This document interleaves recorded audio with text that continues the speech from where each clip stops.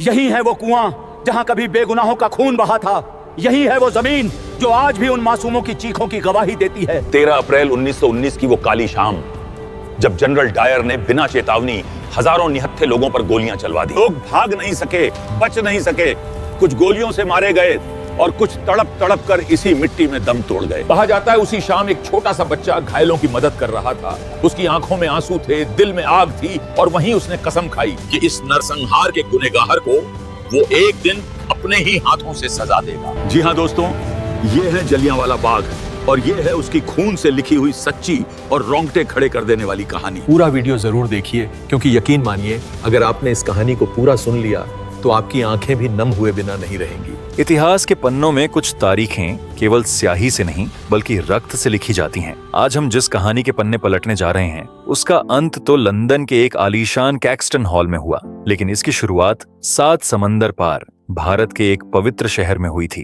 तारीख थी 13 मार्च 1940 की लंदन के कैक्सटन हॉल में ईस्ट इंडिया एसोसिएशन और रॉयल सेंट्रल एशियन सोसाइटी की एक संयुक्त बैठक चल रही थी। मंच पर कुछ बुजुर्ग ब्रिटिश अधिकारी बैठे थे। भीड़ में पीछे एक भारतीय व्यक्ति शांत बैठा था, जिसकी आंखों में एक अजीब सी ज्वाला थी। बैठक खत्म होते ही अचानक उस भारतीय ने अपने ओवरकोट से एक स्मिथ एंड वेसन रिवॉल्वर निकाली। 2 गोलियों की गूंज से पूरा हॉल दहल उठा। गोलियां सीधे मंच पर खड़े पंजाब के पूर्व लेफ्टिनेंट गवर्नर सर माइकल ऑडवायर के सीने को चीरती हुई निकल गईं। ऑडवायर की मौके पर ही मौत हो गई। भारत सचिव लॉर्ड जेटलैंड, लॉर्ड लेमिंगटन और सर लुईस डैन भी घायल होकर गिर पड़े। गोली चलाने वाले व्यक्ति ने भागने की कोई कोशिश नहीं की। उसने शांति से अपनी गिरफ्तारी दी और अपना नाम बताया, मोहम्मद सिंह आजाद। लेकिन यह कोई साधारण हत्या नहीं थी। जब अदालत में इस व्यक्ति से पूछा गया कि उसने ऐसा क्यों किया, तो उसका जवाब सुनकर ब्रिटिश साम्राज्य के होश उड़ गए। उसने अदालत की आंखों में आंखें डालकर कहा, पूरे 21 वर्षों से मैं प्रतिशोध लेने का प्रयास कर रहा था। मुझे खुशी है कि मैंने अपना काम पूरा कर दिया। मुझे मौत का कोई डर नहीं है। मैं अपने देश के लिए मर रहा हूँ। ये कहानी केवल एक दिन के नरसंहार की नहीं है। यह कहानी है उस अमानवीय साम्राज्य की जिसने अपनी सत्ता बचाने के लिए इंसानियत को गोलियों से भून दिया। यह कहानी है पंजाब के उस दर्द की जिसने एक अनाथ बच्चे को शहीद-ए-आज़म ऊधम सिंह बना दिया। आखिर उस खूनी शाम को अमृतसर में क्या हुआ था? ब्रिटिश साम्राज्य को इतना खौफ क्यों था कि उसने निहत्थे बच्चों और औरतों पर 1650 राउंड गोलियां चलवा दी? आइए इतिहास की इस पूरी कहानी को गहराई से समझते हैं। देखो, कहानी स्टार्ट होती है पंजाब के संगरूर जिले का एक छोटा सा गांव सुनाम से। यहीं 26 दिसंबर 1899 को एक साधारण किसान और रेलवे क्रॉसिंग के चौकीदार टहल सिंह और माता नारायण कौर के घर एक बालक का जन्म हुआ। माता पिता ने बड़े प्यार से उसका नाम रखा शेर सिंह। उस समय भारत में ब्रिटिश साम्राज्य अपनी चरम सीमा पर था, लेकिन शेर सिंह का बचपन बहुत ही दुर्भाग्यपूर्ण रहा।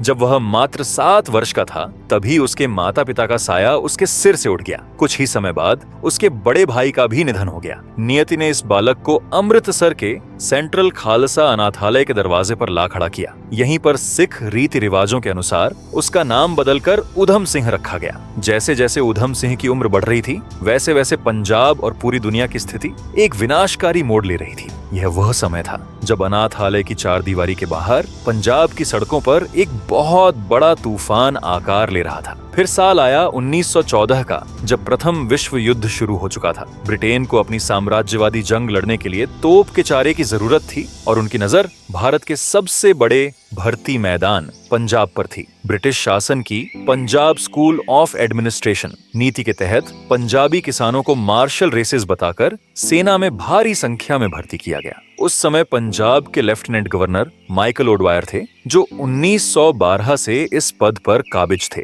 ऑडवायर एक अत्यंत क्रूर और साम्राज्यवादी मानसिकता वाले अधिकारी थे, जिनका स्पष्ट मानना था कि ब्रिटिश शासन भारत के लिए ईश्वरीय देन है और बल प्रयोग ही भारतीयों पर शासन करने का एकमात्र तरीका है। अब आओ, विश्व युद्ध के दौरान पंजाब का किस कदर खून चूसा गया, इसे इन आंकड़ों से समझा देता हूँ। पहले देखो, 1914 का समय था। यूरोप में युद्ध की आग भड़क चुकी थी, लेकिन उसकी लपटें भारत के पंजाब तक महसूस होने लगी थीं। पंजाब के गांवों में उस समय एक अजीब सा माहौल था, जहां पहले खेतों में फसल की बात होती थी, अब वहां युद्ध में भर्ती की चर्चा होने लगी थी। ब्रिटिश सरकार को युद्ध के लिए सैनिक चाहिए थे और उनकी नजर सबसे ज्यादा पंजाब पर थी। देखते ही देखते भारतीय सेना का आकार लगभग 12 लाख सैनिकों तक पहुंच गया। इनमें से लगभग 3,35,000 जवान सिर्फ पंजाब से थे। सोचिए, हर गांव से कई नौजवान उठाकर सेना में भेज दिए गए। भर्ती हमेशा स्वेच्छा से नहीं होती थी। कई जगहों पर इतना दबाव बनाया गया कि लोगों को मजबूरी में सेना में जाना पड़ा। गांव के जमींदारों और अधिकारियों को टारगेट दिए जाते थे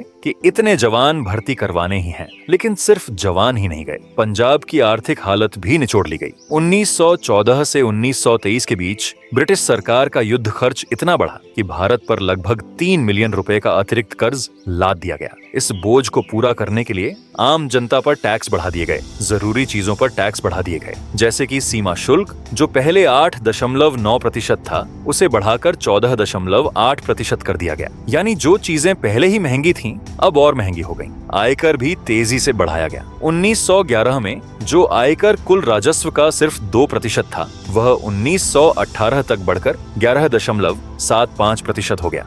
इसका मतलब था कि युद्ध यूरोप में हो रहा था, लेकिन उसकी कीमत भारत के लोग चुका रहे थे।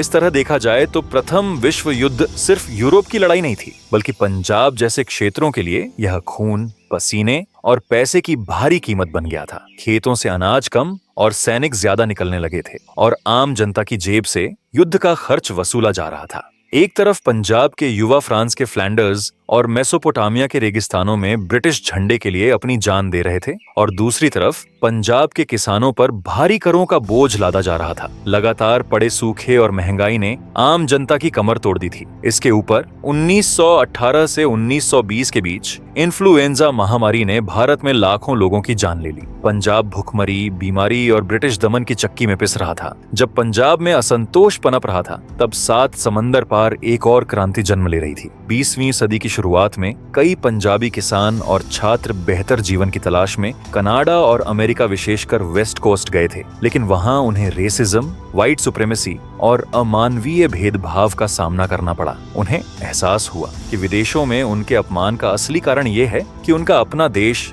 भारत अंग्रेजों का गुलाम है। इसी चेतना ने 15 जुलाई 1913 को ओरेगॉन के एस्टोरिया में गदर पार्टी को जन्म दिया। सोहन सिंह भकना, लाला हरदयाल, करतार सिंह सराभा और मौलवी बरकतुल्लाह जैसे नेताओं ने इस अंतरराष्ट्रीय राजनीतिक आंदोलन की नींव रखी। इनका मुख्यालय सैन फ्रांसिस्को में युगांतर आश्रम था और यहाँ से प्रकाशित होने वाले अखबार के मास्टरहेड पर लिखा होता था, राम, अल्लाह और नानक। गदर का मतलब ही था विद्रोह। इनका लक्ष्य स्पष्ट था, ब्रिटिश साम्राज्य को उखाड़ फेंकना। 1914 में जब कोमागाटामारू जहाज को कनाडा के वैंकूवर तट से वापस भारत भेज दिया गया और बज घाट पर निहत्थे यात्रियों पर अंग्रेजों ने गोलियां चलाईं, तो गदरियों के धैर्य का बांध टूट गया। प्रथम विश्व युद्ध का फायदा उठाते हुए हजारों गद्दर क्रांतिकारी भारत, विशेषकर पंजाब, लौट आए। उनकी योजना जर्मन हथियारों की मदद से 1915 में ब्रिटिश सेना के भीतर एक आर्म्ड रिबेलियन कराने की थी, लेकिन ब्रिटिश खुफिया एजेंसियों को इसकी भनक लग गई। माइकल ओडवायर के नेतृत्व में पंजाब प्रशासन ने अत्यंत क्रूरता से इस आंदोलन को कुचल दिया। सैकड़ों क्रांतिकारियों को गिरफ्तार किया गया और करतार सिंह सराभा जैसे युवा नायकों को फांसी दे दी गई। भले ही 1915 का गदर विफल हो गया, लेकिन इसने माइकल ओडवायर और ब्रिटिश हुकूमत के मन में एक गहरा पैरानॉइड डर पैदा कर दिया। अंग्रेज अधिकारियों को अब हर पंजाबी किसान, हर सभा और हर विरोध प्रदर्शन में 1857 के सिपाही विद्रोह की परछाई नजर आने लगी थी। फिर आया नवंबर 1918। इस समय तक प्रथम विश्व युद्ध समाप्त हो गया था। युद्ध के दौरान महात्मा गांधी सहित कई भारतीय नेताओं ने अंग्रेजों का इस उम्मीद में समर्थन किया था कि युद्ध के बाद भारत को डोमिनियन स्टेटस या कम से कम राजनीतिक रियायतें दी जाएंगी। लेकिन साम्राज्यवाद कभी अपना चरित्र नहीं बदलता। पुरस्कार देने के बजाय ब्रिटिश सरकार ने भारत को एक ऐसा भयानक धोखा दिया जिसने पूरे देश में आग लगा दी। मार्च 1919 में इंपीरियल लेजिस्लेटिव काउंसिल द्वारा अराजक और क्रांतिकारी अपराध अधिनियम 1919 पारित किया गया। इसे रॉलेट एक्ट के नाम से जाना गया क्योंकि इसे ब्रिटिश जज सिडनी रॉलेट की अध्यक्षता वाली राजद्रोह समिति की सिफारिशों पर तैयार किया गया था। यह कानून कितना क्रूर था, इसे इन बातों से समझिए, जिसमें पहला था संदेह पर गिरफ्तारी। पुलिस किसी भी भारतीय को मात्र राजद्रोह के शक के आधार पर बिना वारंट गिरफ्तार कर सकती थी और तलाशी ले सकती थी। दूसरा था बिना मुकदमे के जेल। राजनीतिक बंदियों को बिना किसी मुकदमे या न्यायिक समीक्षा के 2 साल तक अनिश्चित काल के लिए जेल में रखा जा सकता था।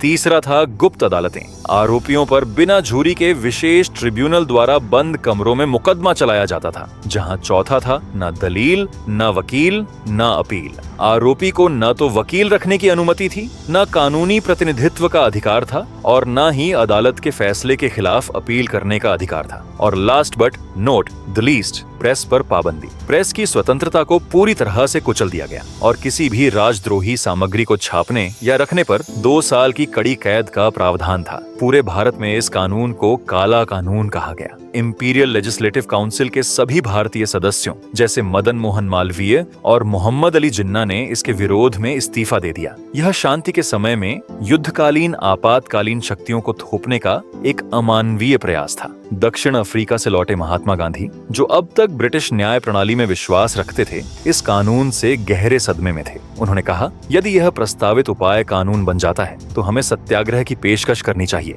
गांधी जी ने रॉलेट सत्याग्रह की शुरुआत की। उन्होंने 6 अप्रैल 1919 को देशव्यापी हड़ताल, उपवास और प्रार्थना के दिन का आह्वान किया। यह भारतीय स्वतंत्रता संग्राम में एक टर्निंग पॉइंट था। पहली बार विरोध केवल उच्च वर्ग के बुद्धिजीवियों तक सीमित नहीं था, बल्कि आम जनता, किसान, मजदूर, हिंदू, मुस्लिम और सिख सब एक साथ सड़कों पर उतर आए। यह नॉन वायलेंट सिविल डिसोबीडियंस का पहला बड़ा राष्ट्रीय प्रयोग था। पूरे देश ने इस हड़ताल में अभूतपूर्व उत्साह के साथ भाग लिया, लेकिन पंजाब में, जो पहले से ही करों, जबरन भर्ती और ओडवायर के दमन से उबल रहा था, प्रतिक्रिया सबसे अधिक विस्फोटक थी। इधर अमृतसर, जो कि सिखों का पवित्र शहर कहा जाता है, जहां स्वर्ण मंदिर स्थित है, वहां अप्रैल 1919 के पहले सप्ताह में पूरा पंजाब सुलग रहा था। लाहौर, गुजरांवाला और अमृतसर में बड़े पैमाने पर हड़तालें हो रही थीं। अमृतसर में इस जन आंदोलन का नेतृत्व 2 अत्यंत लोकप्रिय और प्रतिष्ठित नेता कर रहे थे, डॉक्टर सत्यपाल और डॉक्टर सैफुद्दीन किचलू। डॉक्टर सत्यपाल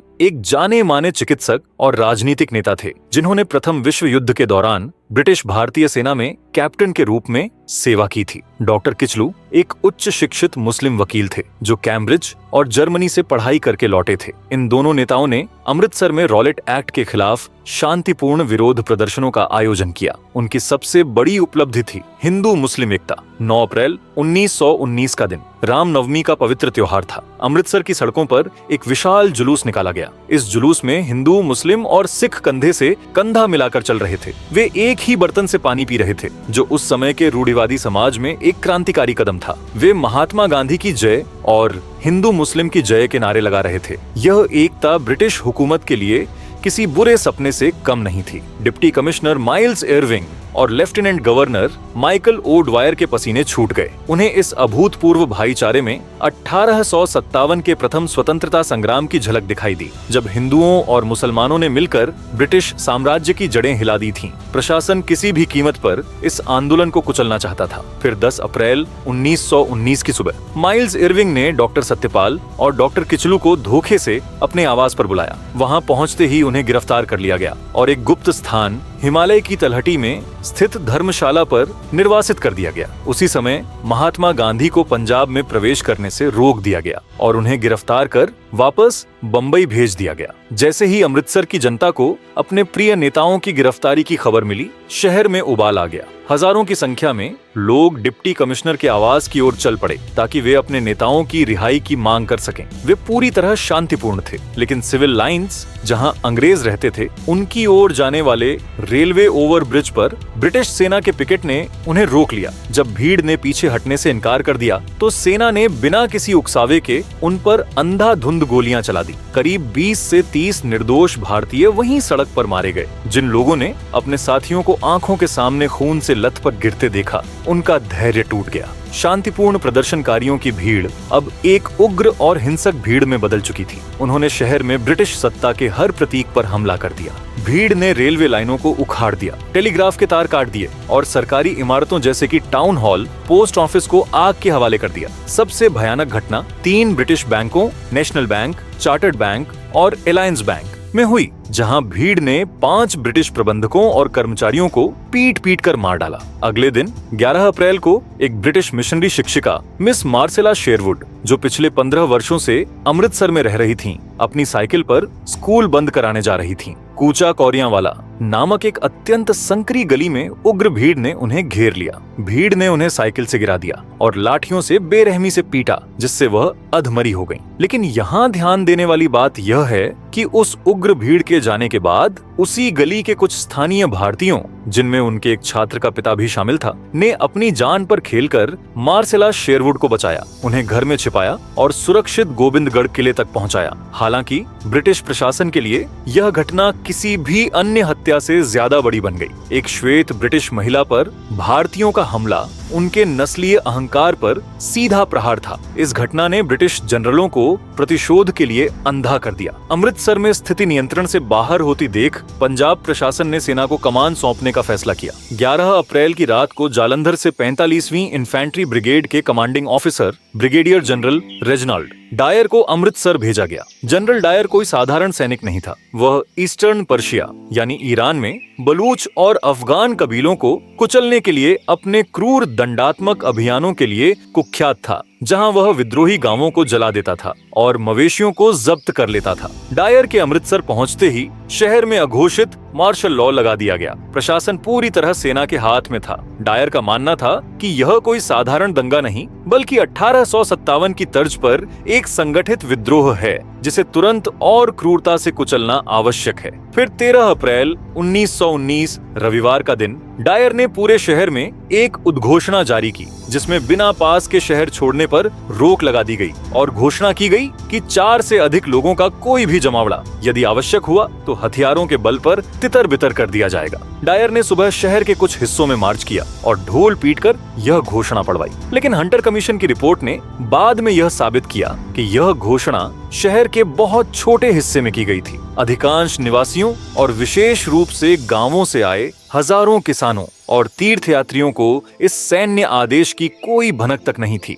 फिर 13 अप्रैल को बैसाखी का पवित्र त्योहार था। अमृतसर के स्वर्ण मंदिर में मथा टेकने के बाद हजारों लोग आराम करने और अपने दोस्तों रिश्तेदारों से मिलने के लिए पास ही स्थित जलियांवाला बाग में जमा होने लगे। जलियांवाला बाग कोई हरा भरा पार्क नहीं था। यह लगभग 7 एकड़ का एक ऊबड़ खाबड़ धूल भरा आयताकार खाली मैदान था। इसकी सबसे बड़ी त्रासदी इसकी भौगोलिक बनावट थी। यह मैदान चारों तरफ से ऊंची इमारतों और ईंटों की दीवारों से घिरा हुआ था। इसमें प्रवेश करने और बाहर निकलने के लिए केवल 4 या 5 बेहद संकरी गलियां थीं। दोपहर 4:30 बजे तक वहां लगभग 15,000 से 20,000 लोग इकट्ठा हो चुके थे। भीड़ में हिंदू, मुस्लिम, सिख, ईसाई सभी धर्मों के लोग थे। कई तो अपने छोटे बच्चों के साथ आए थे। वहां एक राजनीतिक सभा भी चल रही थी, जिसका आयोजन मोहम्मद बशीर ने किया था और जिसमें रॉलेट एक्ट के खिलाफ और डॉक्टर सत्यपाल व डॉक्टर किचलू की रिहाई के लिए शांतिपूर्ण प्रस्ताव पारित किए जा रहे थे। भीड़ पूरी तरह से निहत्थी और शांतिपूर्ण थी। किसी के पास कोई हथियार नहीं था। जब डायर को इस सभा की खबर मिली तो वह आग बबूला हो गया।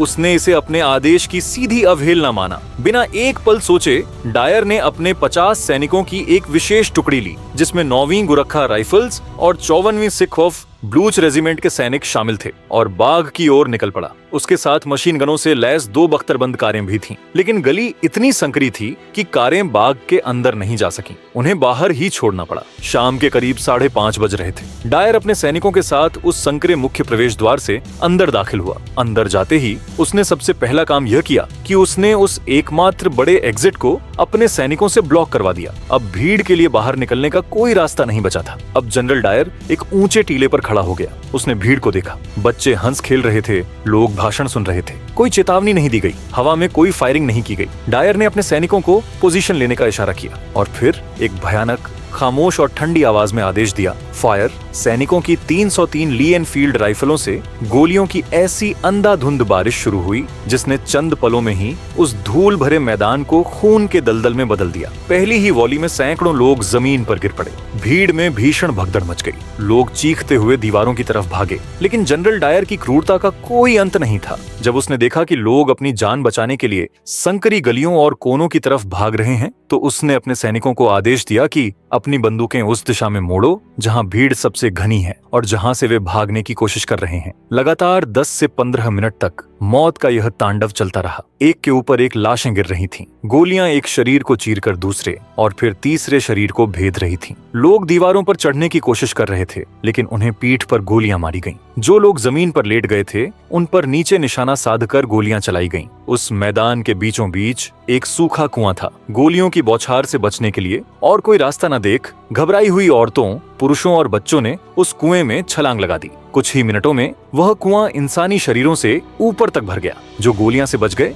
वे एक दूसरे के वजन के नीचे कुचलकर या दम घुटने से मारे गए। गोलियां तभी रुकीं जब सैनिकों के पास गोला बारूद लगभग समाप्त हो गया। ब्रिटिश रिकॉर्ड के अनुसार कुल 1650 राउंड गोलियां दागी गई थीं। फायरिंग रुकने के बाद डायर ने पलटकर नहीं देखा। वह खून से लथपथ हजारों घायलों को तड़पता हुआ छोड़कर अपने सैनिकों के साथ अपनी बख्तरबंद कार में बैठा और वापस मुख्यालय लौट गया। डायर ने अमृतसर में सख्त कर्फ्यू लगा रखा था। इसका मतलब था कि कोई भी भारतीय अपने घर से बाहर नहीं निकल सकता था, घायलों की मदद के लिए भी नहीं। ब्रिटिश प्रशासन की ओर से चिकित्सा सहायता का एक कतरा भी मुहैया नहीं कराया गया। उस रात जलियांवाला बाग का दृश्य किसी नरक से कम नहीं था। पूरे बाग में टूटे हुए अंग, खून से सनी मिट्टी और अपनों को ढूंढते, तड़पते और सिसकते लोगों की आवाजें गूंज रही थीं। जो घायल दिन में बच गए थे उनमें से कई ने उस ठंडी रात में पानी और इलाज के अभाव में दम तोड़ दिया। जलियांवाला बाग नरसंहार में आखिर कितने लोग मारे गए थे, इसका सही आंकड़ा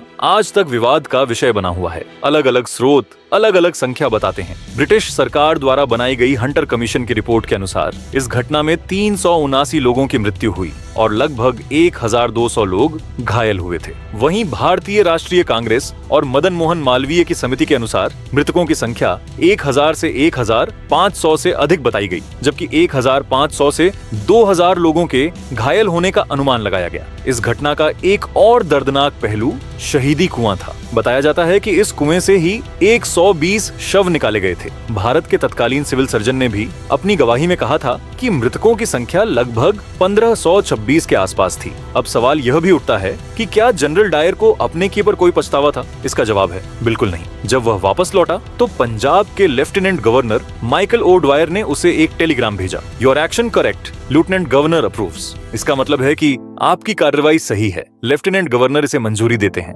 नरसंहार के बाद पंजाब के लोगों पर जो बीती वह जलियांवाला बाग की गोलियों से भी ज्यादा अपमानजनक थी। 15 अप्रैल 1919 को पंजाब में आधिकारिक तौर पर मार्शल लॉ लागू कर दिया गया, लेकिन इसे 30 मार्च से बैकडेट कर दिया गया ताकि सेना को असीमित शक्तियां मिल सकें। डायर और ऑडवायर की जोड़ी ने पंजाबियों को जानवरों से भी बदतर सजाएं दी, जिसमें पहला था द क्रॉलिंग ऑर्डर 19 अप्रैल 1919। यह सबसे कुख्यात और क्रूर सजा थी। 11 अप्रैल को मिशनरी मार्सेला शेरवुड पर जिस गली में हमला हुआ था, डायर ने आदेश दिया कि उस गली से गुजरने वाले हर भारतीय को, चाहे वह उस गली का निवासी ही क्यों ना हो, अपने हाथ और घुटनों के बल नहीं बल्कि एक सांप या कीड़े की तरह अपने पेट के बल रेंगकर पार करना होगा। यह आदेश सुबह 6 बजे से रात 8 बजे तक लागू रहता था। जो कोई थोड़ा भी सिर उठाता उसे सैनिकों द्वारा राइफल के बट और कोड़े मारे जाते थे। लगभग 50 भारतीयों को इस अमानवीय अपमान से गुजरना पड़ा। पंडित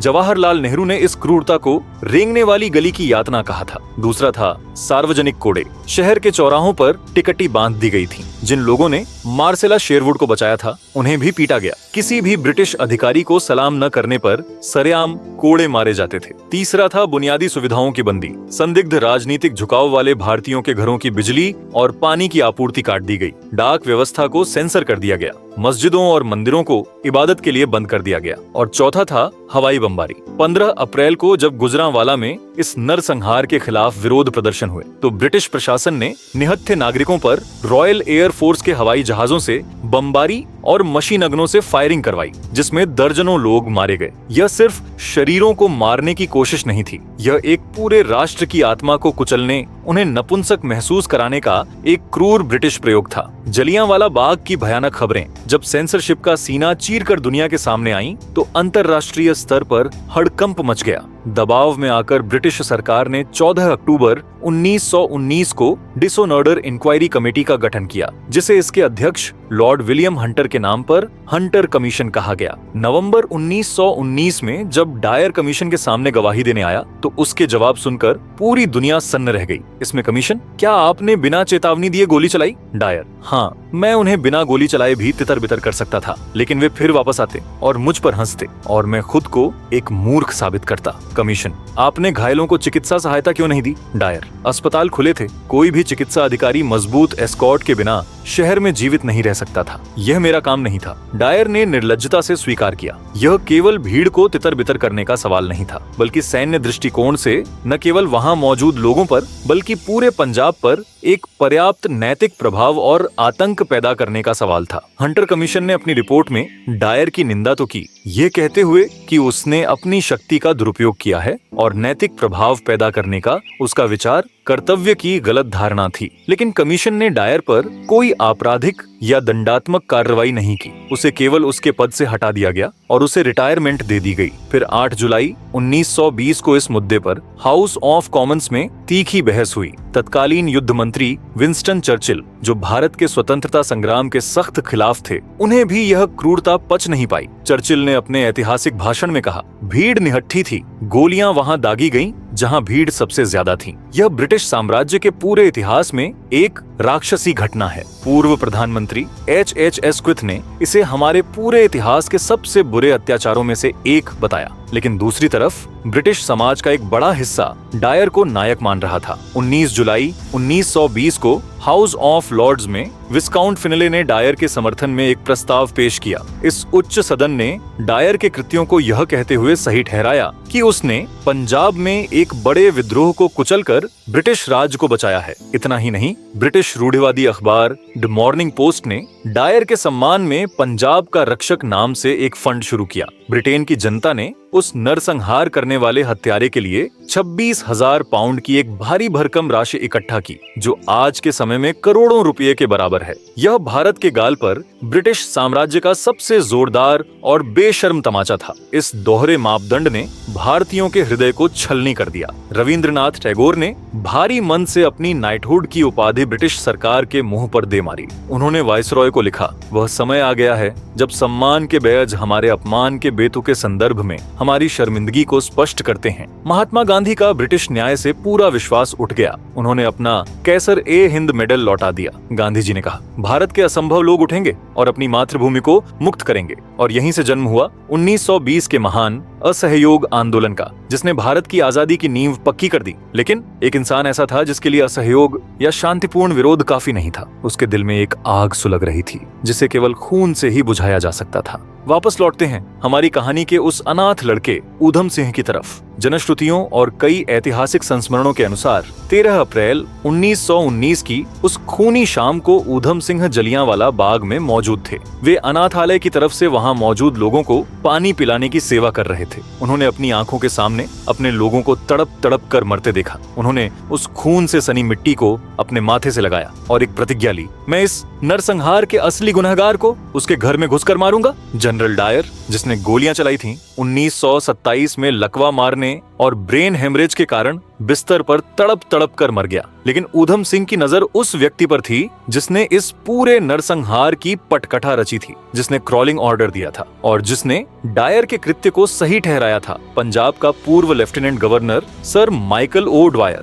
ओ ड्वायर 1925 में इंग्लैंड वापस लौट चुका था। ऊधम सिंह का सफर किसी हॉलीवुड थ्रिलर से कम नहीं था। वे एक आम क्रांतिकारी नहीं थे। वे अमेरिका गए, अफ्रीका गए और यूरोप के कई देशों की यात्रा की। इस दौरान वे भगत सिंह के विचारों और गदर पार्टी के संपर्क में आए। उन्होंने ब्रिटिश एजेंसियों को चकमा देने के लिए अपना वेश और नाम कई बार बदला। उनका सबसे प्रसिद्ध उपनाम था राम मोहम्मद सिंह आजाद।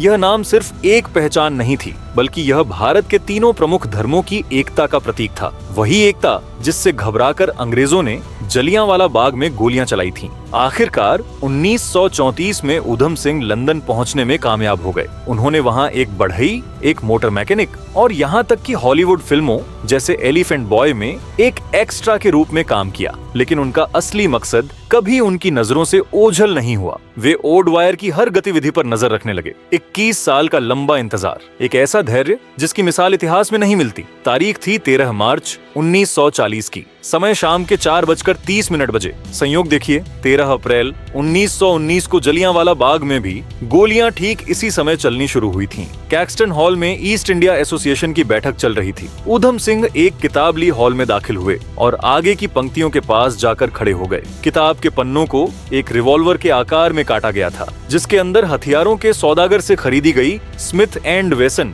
44 कैलिबर रिवॉल्वर रखी थी। मंच पर माइकल ओडवायर अभी अभी अपना 15 मिनट का भाषण देकर अपनी सीट की तरफ मुड़ रहा था। उस भाषण में भी ओडवायर भारतीय राष्ट्रवादियों का मजाक उड़ा रहा था। जैसे ही बैठक समाप्त हुई, ऊधम सिंह आगे बढ़े। उन्होंने अपनी रिवॉल्वर निकाली और माइकल ओडवायर पर सीधा निशाना साधकर 2 गोलियां दाग दी। एक गोली ओडवायर के दिल को चीरती हुई उसके दाहिने फेफड़े से पार हो गई। पंजाब का क्रूर तानाशाह खून से लथपथ होकर जमीन पर गिर पड़ा और तुरंत ही उसकी मौत हो गई। ऊधम सिंह ने फिर गोली चलाई, जिससे secretary of state Lord Zetland और 2 अन्य ब्रिटिश अधिकारी घायल हो गए। हॉल में चीख पुकार मच गई। एक महिला एम्बुलेंस ड्राइवर और पुलिस ने ऊधम सिंह को पकड़ लिया। ऊधम सिंह भागे नहीं, उनके चेहरे पर एक असीम शांति थी। जब 14 मार्च 1940 को ब्रिटिश संसद में प्रधानमंत्री नेविले चैम्बरलेन ने ओडवायर की हत्या की खबर दी, तो पूरा ब्रिटिश साम्राज्य स्तब्ध रह गया। यह 1922 के बाद ब्रिटेन में पहली बड़ी राजनीतिक हत्या थी। लंदन की अदालत में जब ऊधम सिंह पर मुकदमा चला,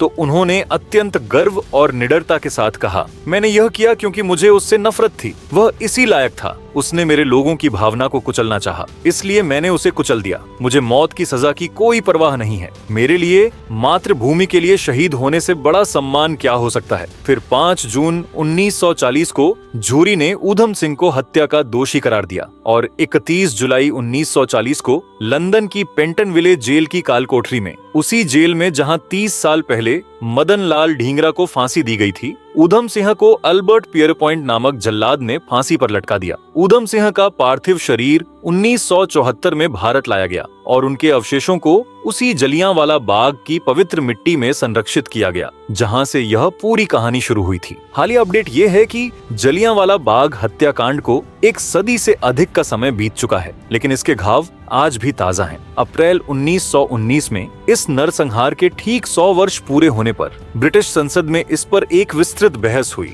तत्कालीन ब्रिटिश प्रधानमंत्री थेरेसा मे ने इसे ब्रिटिश भारतीय इतिहास पर एक शर्मनाक धब्बा बताया और इसके लिए गहरा खेद व्यक्त किया। हालांकि भारत की दशकों पुरानी मांग के बावजूद ब्रिटिश सरकार ने आज तक कोई औपचारिक माफी नहीं मांगी है। भारत सरकार ने 2021 में जलियांवाला बाग स्मारक का बड़े पैमाने पर रेनोवेशन किया। वहां नई शहीदी गैलरी बनाई गई है और एक साउंड एंड लाइट शो स्थापित किया गया है, ताकि नई पीढ़ी इस बलिदान के इतिहास को महसूस कर सके। दीवारों पर गोलियों के निशान आज भी कांच के पीछे सुरक्षित हैं। दिसंबर 2021 में एक चौंकाने वाली घटना हुई। जसवंत सिंह चेल नामक एक युवक को तीर कमान के साथ विंडसर कैसल में गिरफ्तार किया गया। उसने वीडियो में दावा किया था कि वह महारानी की हत्या करके 1919 के जलियांवाला बाग हत्याकांड का बदला लेना चाहता था। उसे 2023 में राजद्रोह के आरोप में 9 साल की सजा सुनाई गई। ये इस बात का प्रमाण है कि 100 साल बाद भी इस नरसंहार का भावनात्मक आघात खत्म नहीं हुआ है। जलियांवाला बाग की वह खूनी दीवारें आज भी चीख चीख कर उस दिन की गवाही देती हैं। ये केवल 379 या 1500 लोगों की मौत का आंकड़ा नहीं था। यह एक साम्राज्य का वह वहशी चेहरा था जिसने यह साबित कर दिया कि कोई भी विदेशी सत्ता कभी आपकी भलाई नहीं सोच सकती। डायर की गोलियों ने भारतीयों के सीने जरूर छलनी किए, लेकिन वे हमारी आत्मा को नहीं मार सके। उसी बाग की मिट्टी से जो चिंगारी उठी, उसने पूरे भारतवर्ष में वो आग लगाई जिसमें ब्रिटिश साम्राज्य का सूरज हमेशा के लिए डूब गया। और सरदार ऊधम सिंह के उस 21 साल लंबे धैर्य ने दुनिया को बता दिया कि भारत अपने शहीदों के खून की एक एक बूंद का हिसाब लेना जानता है। आज भी इतिहास के पन्नों में उनकी प्रतिशोध की गूंज और उस बाग की दीवारों पर दर्ज गोलियों के निशान दुश्मन के दिल में कंपन ला देते हैं। तो उम्मीद है दोस्तों, आपको यह कहानी पसंद आई होगी। अगर आपको यह कहानी पसंद आई है तो आपको सरदार भगत सिंह जी की कहानी भी जरूर पसंद आएगी कि कैसे उन्होंने भारत की आजादी में अहम भूमिका निभाई। इसके लिए ऊपर स्क्रीन पर दिख रहे वीडियो को जरूर देखें। तब तक आप अपने और अपने परिवार का ख्याल रखें। कमेंट में सरदार ऊधम सिंह के लिए 2 शब्द जरूर लिखें, वंदे मातरम, जय हिंद।